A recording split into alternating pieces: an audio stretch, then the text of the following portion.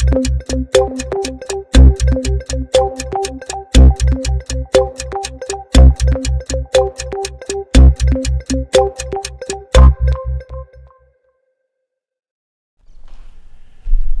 dia, mais um Conversa com o Presidente, dessa vez diferentes, né? O último do ano, e com a ilustre presença da Janja, que veio aqui para, de certa maneira, não simplesmente colorir, mas explicar um pouquinho um lado muito curioso e importante, porque ela, e dessa vez, presidente, você já falou muito esse ano, eu vou começar com ela. Você tem o privilégio um pouquinho de ver o começo do dia, o final do dia, e a conversa de trabalho, e a conversa também pessoal de vocês. Como é que, se você lembra um pouquinho, o ano passado, quando vocês chegaram, e agora, no final desse ano, era o que você imaginava? Não, não era.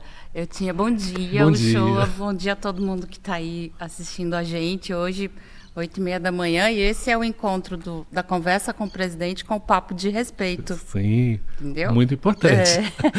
Hoje nós estamos fazendo um encontro dessas duas lives. Então, ontem eu estava caminhando, cheguei às 5 horas da tarde, fui caminhar com a Resistência e com a Paris ali fora, e estava tão bonito o alvorada, eu até fiz um vídeo e postei no Instagram. E eu fiquei pensando exatamente isso, está fazendo um ano que a gente chegou em Brasília, né, um pouquinho mais por conta da transição.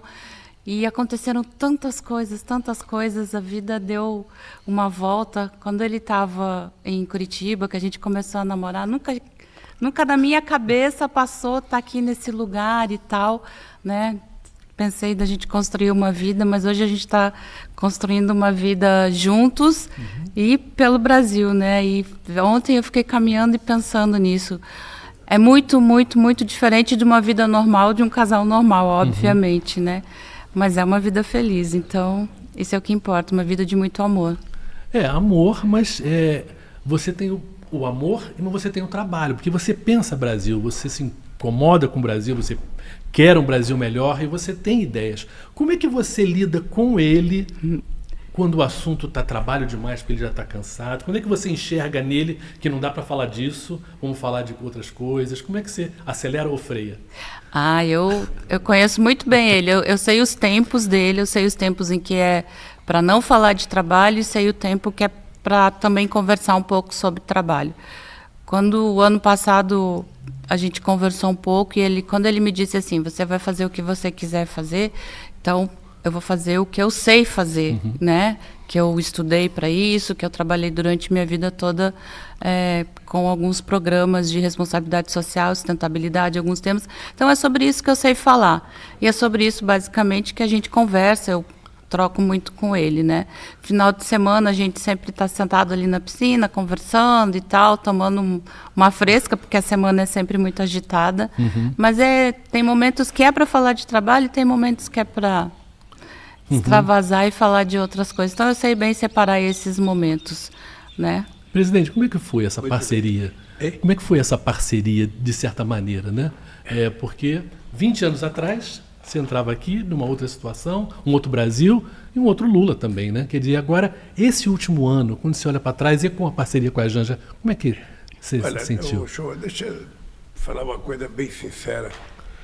Eu acho que a gente está terminando o ano de forma excepcional. Ou seja, não poderia existir nenhum cientista político, nenhum analista político que pudesse imaginar que a gente fosse chegar no final do ano na situação promissora que nós estamos chegando. É uma situação, sabe, bonita, o povo mais alegre, o povo com mais esperança, o Brasil crescendo, o desemprego caindo, o salário aumentando, o preço da comida baixando, sabe, o Brasil voltando a ser respeitado no mundo. Tudo isso é uma coisa muito prazerosa para quem herdou o Brasil, que eu herdei, destroçado, vindo de uma pessoa negacionista que não acreditava em nada e que não fazia nada de bom. Essa é a verdade. Ou seja, eu estabeleci com a Janja uma política de convivência que pode ser duradoura se a gente souber lidar com isso. Ou seja, eu não gosto de trazer para casa problema do trabalho. Eu não gosto de sair do palácio 9 horas da noite com a cabeça cheia de discussão e trazer para casa e descarregar no travesseiro. Eu não gosto. Às vezes, eu fico quieto, ela pergunta o que você tem, o que você está pensando, sabe? Eu sempre falo, não estou pensando em nada, porque também eu não vou trazer para dentro de cada discussão. Mas o que é importante essa relação? Essa relação é importante porque a Janja me passa confiança.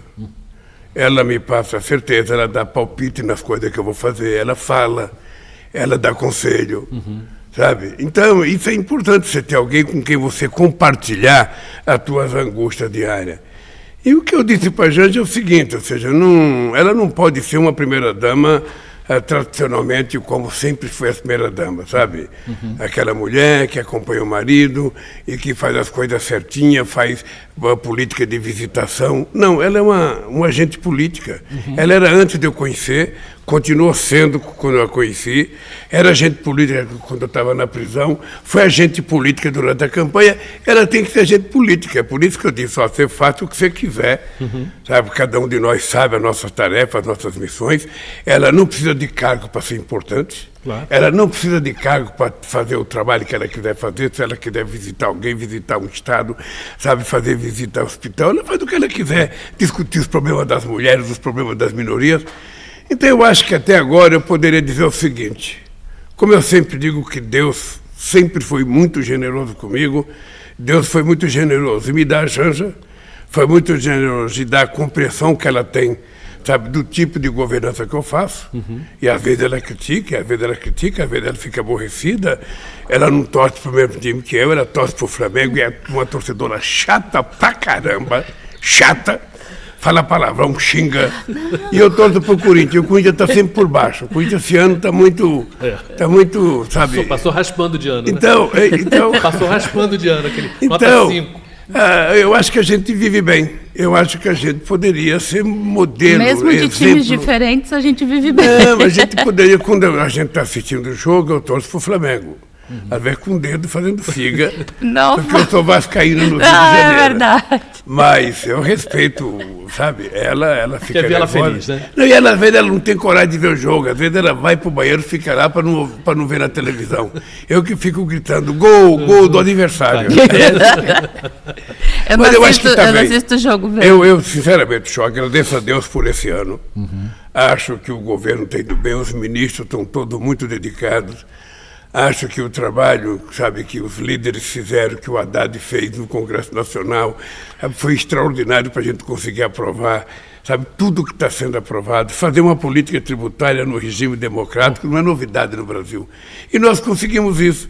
Isso não resolve todos os problemas, mas é um passo gigantesco para que o Brasil volte a ser um país civilizado, com crescimento econômico, com distribuição de riqueza e com melhoria na qualidade de vida das pessoas, que é o que eu quero, que ela quer e que o povo brasileiro deseja. Por isso eu estou feliz. Não poderia ter acontecido alguma coisa melhor para mim do que aconteceu esse ano no governo. Deixa eu só complementar o senhor, desculpa. Tem um detalhe bem importante assim do meu marido, que ele gosta de dormir as coisas. Quer dizer, você tem uma coisa importante para falar para ele, não espere às vezes uma resposta imediata. Ele não trabalha assim. Ele gosta de processar, pensar muito bem, para saber muito bem o que vai fazer. Isso nossa, de uma grandeza maravilhosa para não trabalhar no impulso, né? É porque na política tem uma coisa que é o seguinte, tem gente que acha, sabe, tem gente que fica refém do celular, porque ele acha que o mundo não pode prescindir dele 30 segundos, 5 segundos, ou seja, se ele não estiver ali, eu acho que nada precisa ser feito de forma precipitada.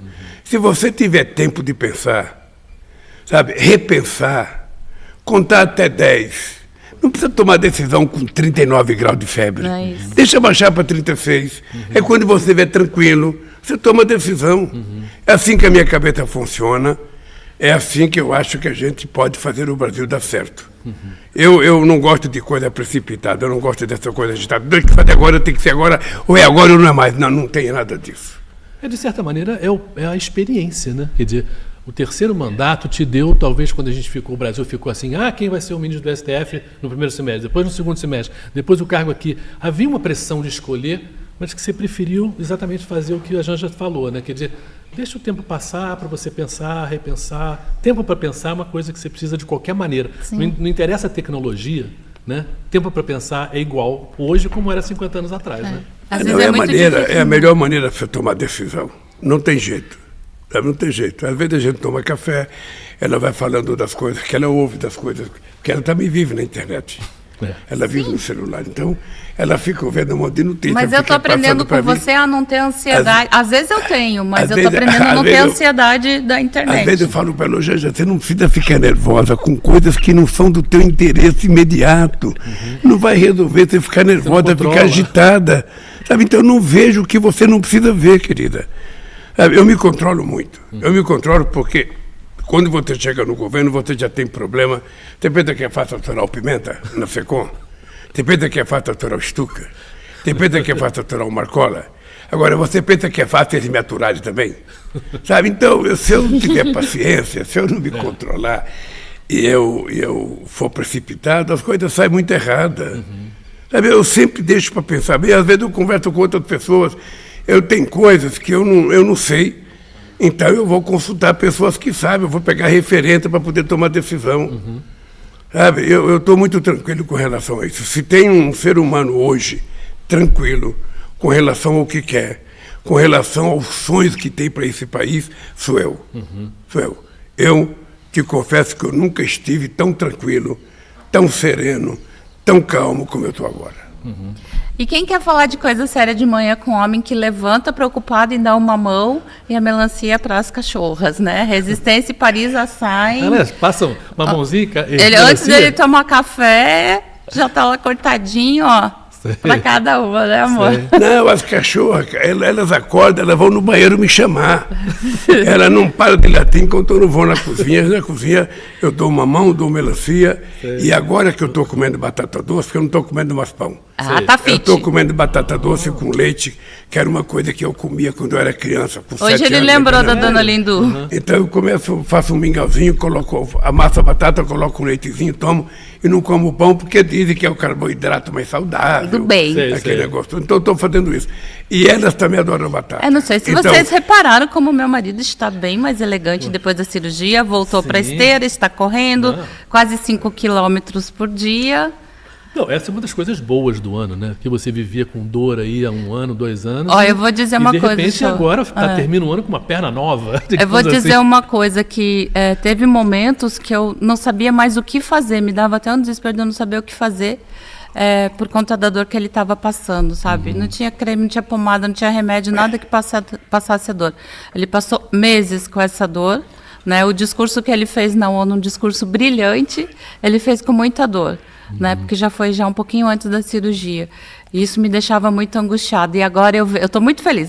Eu ontem falei para ele, estou muito feliz, amor, porque você está correndo, que é o que ele gosta, de correr na esteira. Não sei se você sabe que em 580 dias ele corria 4 horas por dia, ele ficava na esteira. Eu acho que estragou esse fêmur muito lá, mas, enfim, hoje ele está outro homem. Há uma coisa que é interessante, que quando você está bem com a vida, você está bem com a sua parceira, você está bem com o teu mundo. Eu tenho consciência da importância que nós temos nesse momento histórico do Brasil. Tenho consciência das falhas, tenho consciência das virtudes. As pessoas costumaram dizer outra vez que eu tenho sorte. Ou seja, toda vez que eu ganho as eleições, a pessoa fala, o Lula tem sorte, porque a coisa vai dando certo. Ora, até é verdade que eu tenho sorte, o povo deveria me eleger para sempre, porque esse país está precisando de tanta sorte que a gente não poderia sair mais. Mas eu acho que é assim, olha, eu vivo com a minha cabeça muito leve, muito feliz, muito... Eu tenho na cabeça tudo o que eu quero fazer para esse país. Eu tenho na cabeça tudo o que eu acho que o povo precisa. Eu já conversei demais, eu já escutei demais, eu gosto de abraçar as pessoas. Ontem eu fui no Amapá e teve uma senhora, uma afrodescendente, uma mulher negra, bonita, alegre, a mulher do pulinho. Sim. Mas ela falou tão bonito, ela ganhou a cara, ela estava numa emoção. Aquela mulher, eu pensei que ela fosse explodir de emoção. De alegria, né? Sabe? E ela, falava em Deus toda hora, e falava da fé dela, e falava da alegria dela.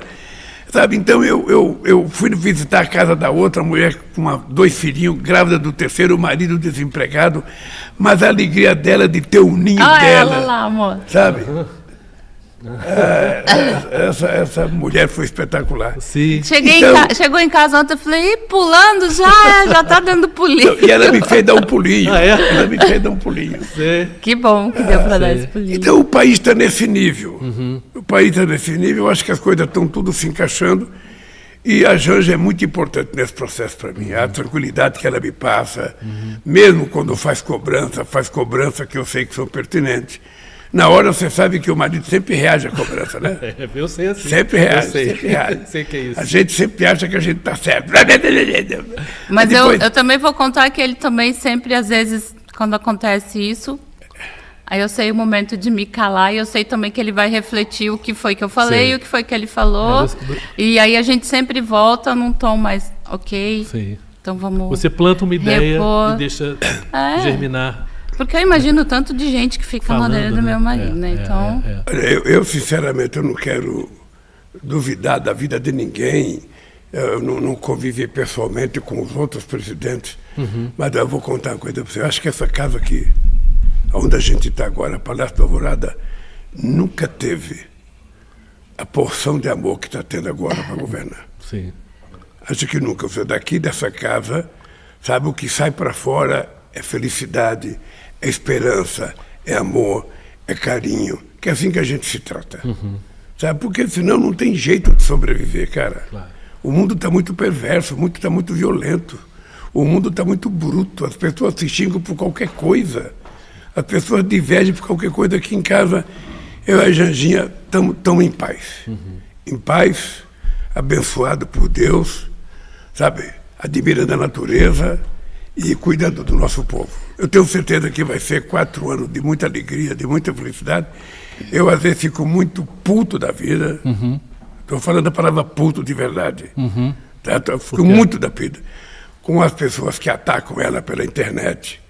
Eu fico puto porque eu nunca falei da mulher de um presidente, da mulher de um deputado, da mulher de um vereador. É uma covardia, né? Então, eu acho que é uma canalhice a pessoa que faz isso. Então eu fico puto por ela. Sabe? Eu, às vezes, nem falo para ela que eu estou puto, para ela não ficar achando que eu estou fazendo alguma crítica. Mas as pessoas são muito desagradáveis, as pessoas baixam muito o nível, as pessoas estão virando desumanos. Sabe? Então, eu e ela vamos servir de exemplo.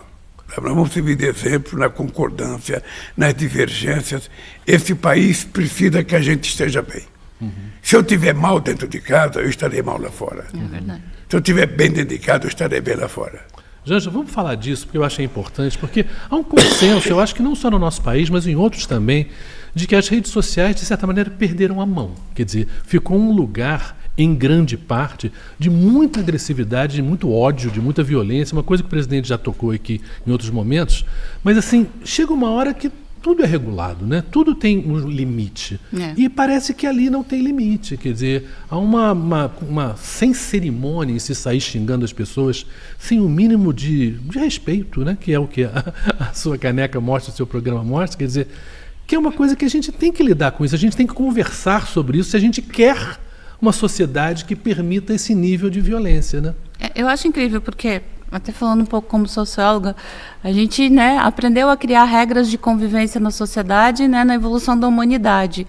E hoje, quando a gente fala em regular um sistema que faz parte do nosso mundo hoje em dia, as redes sociais, a internet, o que seja, né, as pessoas reagem. Por quê? Como regular? Mas a gente vive numa sociedade toda regulada. Por que que esse nicho ficaria fora disso, né? O show que aconteceu semana passada, eu já estou, como eu disse, né, na nota que eu fiz, né, é ruim, mas a gente se acostuma a receber ódio pelas redes. As mulheres se acostumam ainda a mais receber... as mulheres, né? Ainda mais as mulheres, a receber ódio pelas redes. Mas o que aconteceu semana passada foi muito mais invasivo, foi... Eu não consigo nem te dizer. Aí, de manhã cedo, na terça-feira, eu passei quase que a madrugada trocando senha de quase todas as minhas coisas por segurança e tal. Quando eu acordei, eu olhei para o meu marido, apesar de tudo, eu falei, Não é no ombro dele que... E eu tava com vontade de chorar. Eu falei, não é no ombro dele que eu tenho que chorar. Aí eu só consegui chorar quando as meninas que trabalham, minhas amigas e que trabalham comigo, chegaram aqui, que eu consegui chorar, porque só uma outra mulher para entender o que eu estava sentindo naquele momento, entendeu? Então, e eu fico imaginando, eu que, né, hoje, por conta de estar nesse lugar que eu estou, sou uma pessoa pública, foi tão difícil a gente... que o Twitter derrubasse, né, congelasse tanto, né? A minha conta 1h30. E eu falo, por 1h30, o seu Elon Musk ficou muito mais milionário, né, com aquele ataque. É essa que é a questão. Sim. A gente ganha dinheiro com essa agressividade, com esse ódio, né? Não só a regularização das redes, mas a gente precisa discutir a monetização dessas redes sociais, porque hoje não importa se é do bem ou do mal, eles ganhando dinheiro, tá tudo bem, né? As redes sociais, hoje eu falo, eles estão acima de qualquer coisa, acima de regras, acima do famoso mercado. Então, eles estão lá flanando. E eu acho que a gente precisa, de alguma forma... Essa semana eu tenho conversado bastante com as pessoas. Eu acho que o governo está com uma proposta de um plano de combate à violência contra as mulheres nas redes, digital. Eu acho que a gente precisa focar um pouco nisso. Eu acho que a gente vai começar a discutir isso de uma forma mais forte. Mas é isso. O que aconteceu com a Janja foi importante porque chama a atenção da gente para outras coisas. Um dos moleques que hackearam ela e que ficaram 1h30, sabe, brincando com as informações dela, é um moleque de 17 anos. Sim. Que certamente está dentro de casa sentado, o pai e a mãe acham que é um santinho, nossa, como meu filho é bonzinho, como meu filho é educado, ele não sai da frente do computador, mas não sabe o que o filho está fazendo.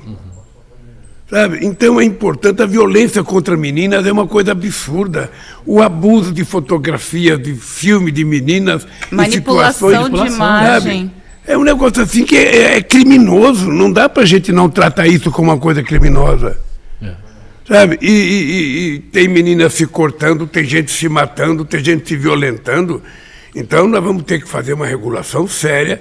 E eu vou dizer mais, não é uma regulação só para um país, é uma regulação para o mundo. Exato. Tá? A União Europeia já fez uma regulação, sabe? A gente vai ter que olhar bem o que foi feito, vamos ver o que está acontecendo na China, nos Estados Unidos. Mas é preciso que o mundo tome cuidado com isso. Sabe, o mundo já era preconceituoso contra a mulher, o mundo já era preconceituoso contra o negro, o mundo já era preconceituoso contra o pobre. Agora, com a internet, virou hiper preconceituoso, porque as pessoas transformam o seu preconceito pessoal, sabe, para milhares de pessoas ou milhões de pessoas. Como é que a gente trata isso sem fazer censura? É um desafio. Claro. Mas você veja um negócio, a televisão tem limite, tem regulação. Tem regulação. Nossa. Rádio tem regulação. Sabe, é tem. preciso, então, você criar outra regulação para esse cidadão que não paga nem imposto no Brasil. Todos eles são, sabe, dos Estados Unidos, todos eles ganham uma fortuna, não pagam nenhum imposto e falam o que quer. E ainda não obedece sequer às decisões do governo. Eu não sei nem aonde processá-los. Se é processo no Brasil, se é processo nos Estados Unidos, porque processá-los eu vou. Sim. De alguma forma, a gente fez uma pesquisa, as meninas fizeram uma pesquisa, tem muitas pessoas públicas que têm as suas contas invadidas e o primeiro-ministro da Austrália, então, sabe? Então a gente tem que, de alguma forma, responsabilizar essas plataformas e regulá-las, né? O problema não é só do Brasil, o problema é global. A gente não pode deixar que essas pessoas se escondam por trás de uma ideia de liberdade de expressão. Eles estão ganhando muito dinheiro com ódio. É claro que, só para eu completar o que você falou, amor, a gente viu que é um menino de 17 anos que invadiu o meu Twitter, que escreveu aquelas barbaridades, mas fomentado por um adulto. Sim, não. Sabe? Não, é um contexto, então, né, a gente precisa investigar, não criminalizar só esse menino, né?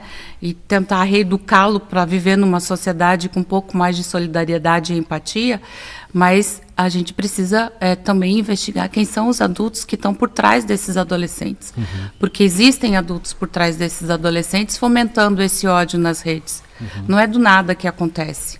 Então, a gente precisa muito olhar com muita calma isso, sabe? Mas vamos virar um pouco a página, porque a gente começou... Uma coisa boa. A gente começou falando de coisa boa. Tem uma abelhinha. É uma abelhinha, já está aí. A gente começou falando de coisa boa, agora voltamos para coisa ruim, para coisa boa. Ou seja, como é que você está vendo a evolução... Você vai me fazer pergunta? Como é que você está vendo a evolução da participação das mulheres na vida política? Então, é uma pergunta difícil de responder porque está ligado a tudo isso que a gente tem falado, né? A gente teve um momento de muito mais mulheres na política. Eu acho que a gente teve um retrocesso muito grande. Com toda a violência que a gente tem assistido, a pandemia ajudou muito isso, uma violência dentro de casa, uma violência nas redes. As mulheres, por conta disso, têm desistido um pouco da política. A gente tem companheiras do nosso partido que não querem mais se candidatar ano que vem. Sim. Não quero mais ser vereadora, porque eu estou lá numa cidade de 3 mil habitantes, sabe? Cheia de uma Câmara só com homens, eu a única mulher. O que eu vou fazer? Eu não consigo mais, eu estou sendo muito agredida, muito exposta. E a gente precisa criar uma rede de proteção para as mulheres poderem participar da política. O Brasil, amor, na América Latina e Caribe, é o penúltimo em participação feminina nos parlamentos. A gente precisa mudar isso. A gente precisa, de alguma forma, mudar isso. As cotas já não bastam mais. As cotas já não atendem. A gente precisa mudar a legislação eleitoral e brigar por cadeiras no parlamento. Temos cadeiras para as mulheres, é 50% a 50%. E aí eu estava conversando com uma companheira nessa viagem agora, que ela falou assim, não pode ser 50-50, porque se as mulheres terem 50%, a gente está com um problema, porque as mulheres estão sendo mais eleitas que os homens. Então, aí a legislação diz, mas não, vocês é só 50%, então é o número mínimo. É mínimo, não. Então, a gente precisa... Tem que equilibrar porque as leis que nos protegem, elas são necessariamente propostas por mulheres. E se a gente não tiver mulheres no parlamento, como que vai acontecer? Muita coisa foi feita, eu tenho a compreensão do seguinte, veja, não há possibilidade de a gente achar que os avanços serão garantidos por lei ou pela Constituição. Você pode definir como princípio básico na Constituição, sabe? As pessoas vão ter isso, vão ter aquilo. Mas entre você propor e a coisa acontecer, leva um tempo. Eu vou te dar um exemplo concreto. Quantos partidos de trabalhadores tem no mundo? Quantos operários chegaram à presidência da República no mundo? Veja que não é pouca coisa, não. O PT nasceu com 8 anos. O PT foi o segundo colocado em 89, o segundo colocado em 94, o segundo colocado em 98, o primeiro colocado em 2002, o primeiro colocado em 2006, o primeiro colocado em 2010, o primeiro colocado em 2014, o segundo colocado em 2012, o primeiro em 2022. Esse é um fenômeno que pode acontecer com qualquer segmento da sociedade. Eu tenho dito o seguinte, as mulheres, elas só vão ocupar os espaços quando você tiver centenas e milhares de mulheres convencidas que tem que brigar. Sim. Porque as conquistas jamais serão concedidas. Em nenhum momento da história uma conquista foi conquistada na base da luta. E vai ter um dia que as mulheres serão maioria, elas já são maioria na sociedade. Mas o problema é que nós temos milênios de cultura. Olha a discordância. Não, é que nós temos milênios de cultura machista. Sabe, lamentavelmente é isso. Nós temos milênios de cultura machista. Nós temos séculos, sabe, de cultura escravagista. Essas coisas você não consegue mudar do dia para a noite ou com uma lei. Não. A lei ajuda. Nos Estados Unidos, quando houve em 1975 a conquista dos direitos civis, mas ainda hoje o preconceito está lá. Sim. Ainda hoje um soldado branco se ajoelha no pescoço de um negro e mata ele. Sabe? Então é uma coisa mais profunda que está na mudança, sabe? Eu acho que até genética do ser humano. Eu concordo com você, amor, mas talvez Obrigado pela concordância. Mas um pontinho de discordância que eu tenho é... Sim, nós mulheres precisamos lutar e sabemos lutar as nossas lutas. Não precisa ninguém dizer pra gente o que tem que fazer. Mas enquanto os homens não entenderem que essa é uma luta de todo, enquanto os homens não forem parceiros na luta das mulheres com relação à participação, né, delas, e não é que os homens estão concedendo espaço, é serem parceiros mesmo, para convencer outros homens. Porque é muito difícil uma mulher convencer um homem, é muito difícil. Sabe? Eu sou fácil de ser convencido. Nós estamos numa discordância. Entendeu? Então a gente precisa muito dos homens do nosso lado. A ministra Cida, numa reunião ministerial, ela falou isso. Ela falou assim, olha, enquanto vocês não estiverem do nosso lado nessa luta, vai ser muito difícil. Então, é claro, nós mulheres sabemos lutar nossa luta, mas somos homens e mulheres na sociedade, então a gente precisa muito caminhar lado a lado. Os homens precisam entender, sabe, que isso é importante, que a gente precisa de uma sociedade diferente. Né? Então, mas, Janja, deixa eu contar uma experiência bem sucedida para a Janja. Nas greves de 78, 79 e 80, a gente convocava só os trabalhadores para a Assembleia. Você deve ter ido a alguma Assembleia, era 99% homem. A gente começou a perceber que a mulher dentro de casa estava virando adversária do marido que estava em greve. Por quê? Porque ela recebia informação na rádio, na televisão, de que o marido vai ser mandado embora, de que o marido vai ser prejudicado, de que vão cortar a conta da luz dele, porque vão cortar a conta d'água. Então ela passava a chegar em casa e o marido chegava e falava, pô, você tem que parar com essa greve, nós vamos nos prejudicar. Exato. Aí o que eu resolvi? Eu resolvi, nas assembleias, sabe, fazer uma convocação para que as companheiras mulheres fossem para a Assembleia, junto com os maridos, para elas perceberem que a luta era delas também. E ela tinha que ser parceira do marido, ela não podia enfraquecer o marido. E o resultado foi extraordinário. É igual agora. É a mesma coisa só que eu estou falando. Lado, né? É a mesma tem coisa. Que falar mais vezes. Sim. Sim. Vai pro estado Eu da falo. Vila Euclides. Eu falo. É a mesma coisa. Eu quero ver se Por que a Marcha das Margaridas a gente não podia ter um bloco de maridos, de companheiros ali marchando junto com elas? A marcha é das Margaridas, mas por que eles não estão ali, sabe? Ó, tô aqui te apoiando. Os caras não deixam. Não é isso, Eu já não. falei É porque eles... eu vou ver o jogo do Corinthians e Flamengo das mulheres. Quando o futebol feminino do Corinthians for jogar com o Flamengo, eu e você vamos assistir. Vamos. Porque eu quero ver os Corinthians. Mas você fica lá na torcida do Corinthians e na torcida do Flamengo. Que é muito maior que a do Flamengo. Infinitamente maior. Não, mano, não vamos entrar nessa discussão, porque o show é carioca, possivelmente não é flamenguista. Sou. Mas olha... 2-1 perdeu. Nós estamos chegando no final de ano. Um ano muito, muito trabalhoso. Eu estou muito feliz também, porque eu fiz a cirurgia. Essa cirurgia, eu vou te contar uma coisa. Se tivesse mais maturidade, eu teria feito a cirurgia 1 ano antes. Antes da campanha. Eu não sei se você lembra na campanha, quando eu estava dando aqueles pulinhos em cima do caminhão, era para motivar o Haddad e o Alckmin pular também, sabe? Para passar tesão na campanha. Esse é um fato. Sim, entusiasmo. Falar em tesão às 9 horas da manhã, tá bom. E aí... Tá tudo sabe, bem. mas quando parava aquilo, que eu chegava em casa, rapaz, era uma dor infernal. Eu não conseguia dormir, eu não conseguia ficar sentado, eu não conseguia dormir posição. De barriga para cima, de barriga para baixo, de lado para esquerda, para direita, ou seja, eu não tinha feito. E foi aguentando. Aí eu pensei, vou operar antes de estar posse. Falei, não vou operar. Fiquei naquele hotel até fevereiro, porque o inquilino que ficou aqui não cuidou disso aqui. Se a casa que ele mora for cuidada como foi cuidado disso aqui, nem vá. Então, a gente ficou 2 meses lá e eu com dor. Falei, não, eu vou tomar posse primeiro. Aí tomei posse. Bem, aí tem que reconstruir o país, então tem que ficar trabalhando para reconstruir. Aí tem que viajar para o exterior para recuperar a imagem do Brasil. Depois que isso terminou, eu falei, sabe de uma coisa?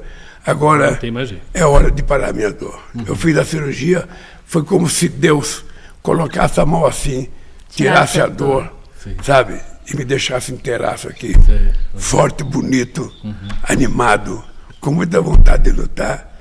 E agora é que eu tenho... Tá bonito, os meus potinhos de skincare, ó, tô dividindo. Tá durando menos tempo. Brincadeira. Presidente, a gente está terminando, tá chegando, você tem muito trabalho ainda hoje, esse final de ano, essa semana é uma semana importante no Congresso também.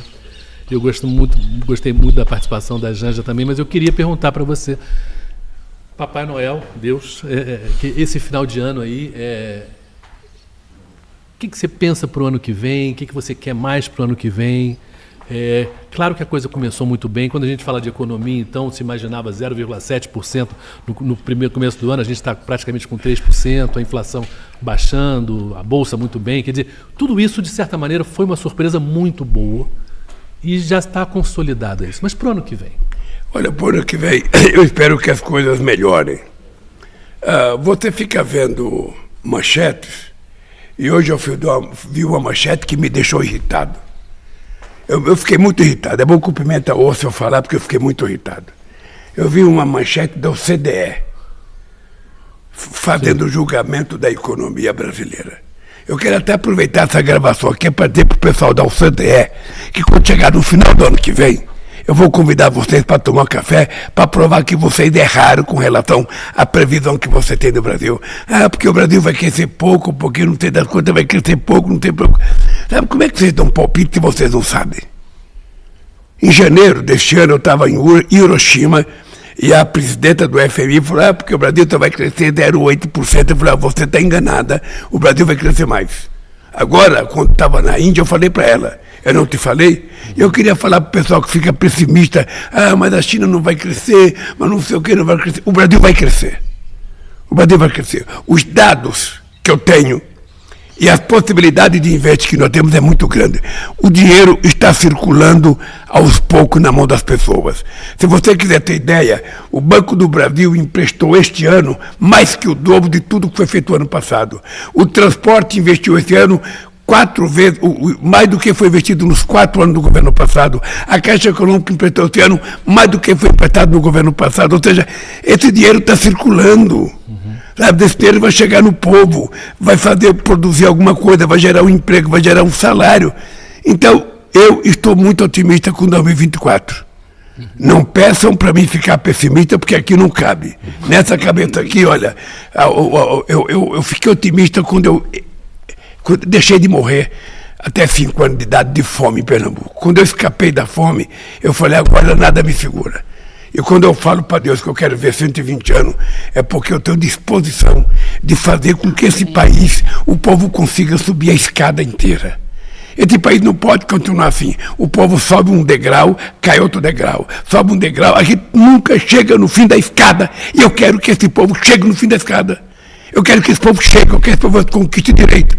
Eu quero transformar esse país num país de classe média, em que as pessoas possam comer bem, se vestir bem, viver bem, passear bem, cuidar da sua família. Sabe, eu quero que a família viva em harmonia e nós vamos construir esse país. E 2024 é um desafio para mim. Agora se prepare, porque eu viajei muito para o exterior em 2023.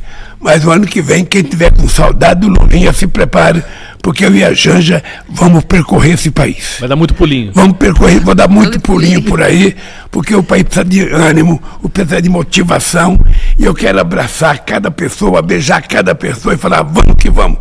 Quem tiver com ódio, fica para lá. Vamos colocar para escanteio. Esse país vai se transformar, sabe, num país de muita harmonia, de muito carinho, de muita fraternidade. E esse vai ser o 2024. Vai ser do ano de 2024, vai ser o nosso ano. Se preparem. Se preparem, porque as coisas vão acontecer mais forte nesse país. E aqui desse palácio, o que sai daqui para fora é carinho, amor e muito amor. Nós temos um compromisso de vida, não apenas conosco mesmo.